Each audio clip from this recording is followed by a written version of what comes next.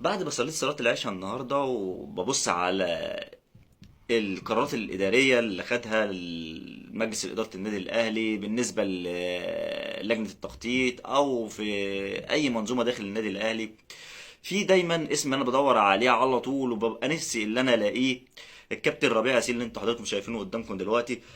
ودايما بسأل الكابتن محمود الخطيب ليه الكابتن ربيع ياسين دايما مش في بالك وليه دايما ما بتحطهوش داخل المنظومه بتاعت النادي الاهلي.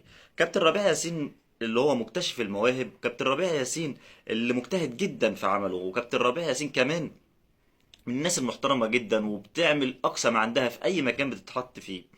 كمان انا قبل كده اتفرجت على لقاء للكابتن ربيع ياسين كان مع الكابتن مدحت شلبي، وكان معاه في نفس اللقاء كابتن هاني رمزي.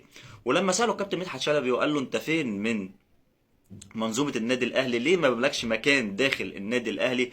رد عليه الكابتن ربيع ياسين وقال له والله انا مش عارف، ورد عليه متاثر جدا وكان زعلان جدا. انا بناشد الكابتن محمود الخطيب اللي هو يبص شويه ويدخل الراجل ده داخل منظومه النادي الاهلي اللي احنا نستفادوا بيه جدا جدا جدا. الراجل عنده ضمير جدا في شغله، ويا ريت يا ريت نسمع ان الكابتن ربيع ياسين موجود داخل منظومه الاهلي في لجنه تخطيط، في ناشئين، لانه فعلا بيحب النادي الاهلي. واي منصه اعلاميه بيبقى موجود فيها الكابتن ربيع ياسين دايما بيدافع عن النادي الاهلي. وانا فعلا فعلا نفسي الراجل ده يبقى موجود داخل النادي الاهلي.